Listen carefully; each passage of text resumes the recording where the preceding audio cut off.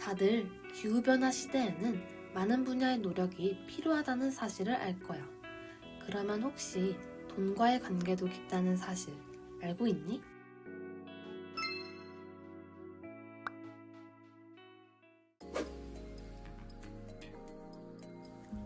기후위기 대응을 위한 행동을 가속화하기 위해서 기후재원은 핵심 요인이야.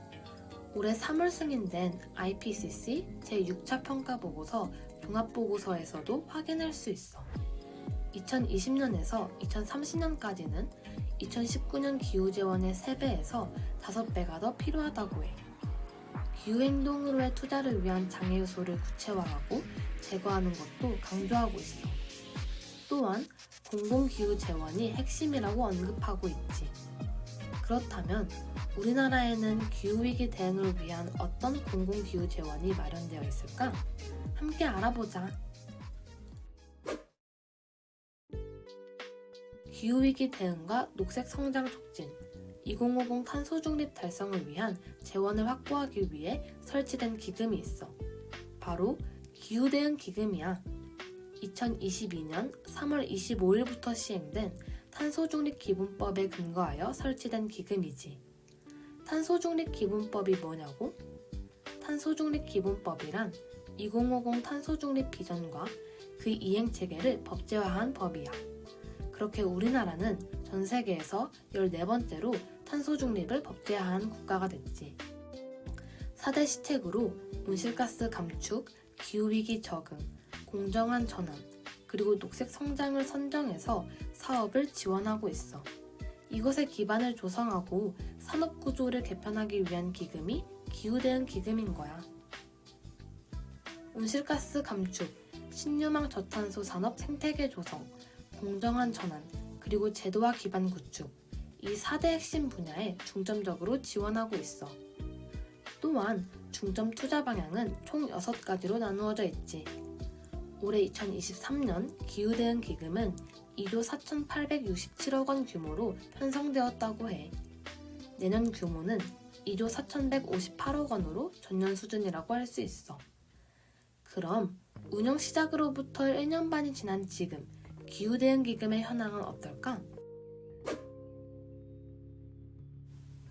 2023년에는 산업 저탄소화 사업을 포함해서 저탄소 생태계 조성 예산이 전년 대비 16% 증가했어. 그린 전환 관련 산업 경쟁력이 중요해지면서 지원 금액이 증가한 거야. 지출 계획에서도 온실가스 감축 사업에 집중적으로 지원하고 있다는 사실을 확인할 수 있어. 하지만 개선되어야 하는 과제들이 있어. 기후대응 기금 재원의 규모가 변동성이 크다는 거야.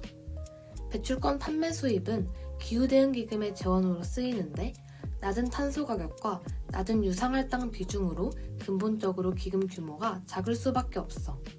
그 예로 기후대응 기금은 우리나라 GDP의 0.1% 수준인데 그 기능은 EU GDP의 2%에서 3%를 차지하는 세계의 기금과 동일한 수준이야. 다음으로는 기후대응 기금의 역할이 불분명하다는 점이 문제점이야. 이번에 중요한 산업 저탄소화를 위한 지출은 14.6%에 불과했어. 지원 부분이 넓어서 역할이 불분명하고 온실가스 감축에 집중하기 어려운 거지.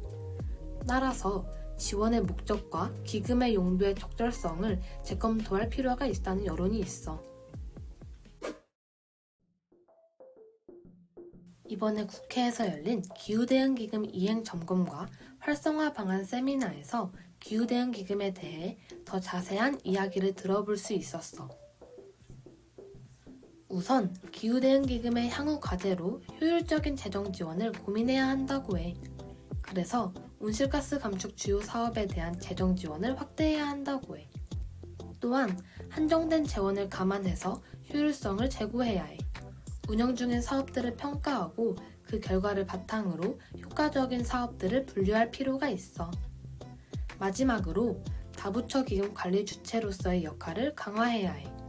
배출권 가격이 지속적으로 하락하면서 불안정한 상황에서 자체 수입인 경매 수입도 불안정한 상황입니다. 이는 기금 수익 결손 등을 통해 원활한 사업 추진을 저해야 할 우려가 있기 때문에 정부 입장에서는 배출권 시장을 안정화시키고 기금 수입을 안정적으로 유지하는 것이 중요한 정책 과제 중에 하나라고 할 수 있겠습니다. 기후대응 기금을 활성화하기 위한 방안으로 규모 변동성에 대해서 말씀을 해주셨어. 기금 규모와 지원 기간을 정해 예측 가능성을 높일 필요가 있다고 해.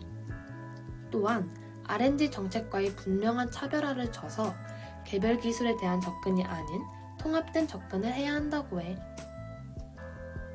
타 정책을 통해서 보완하는 경우도 있어. 기후대응 기금의 접근을 용이하게 하기 위한 가이드라인을 구축하거나 보조금 체계를 만들어야 해. 또한 기금을 통해 지원하는 사업의 규제를 완화하는 것이 필요해. 그리고 장기적으로는 보조금보다는 규제와 결합하는 방식으로 기후대응 기금이 나아가야 한다고 해.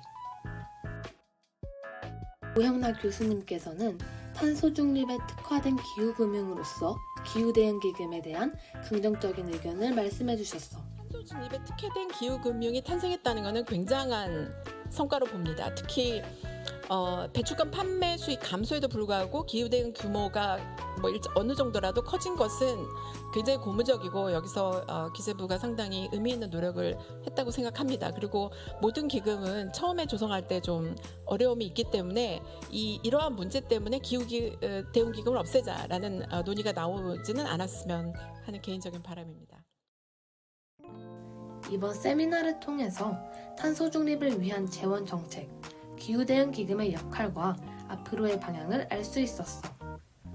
공공기후재원으로 강화되는 탄소 중립, 이제 알겠지? 지금도 많은 분야에서 탄소 중립을 위한 노력이 이루어지고 있어. 앞으로 기후대응 기금과 다른 탄소 중립 정책들에 관심을 가져보도록 하자.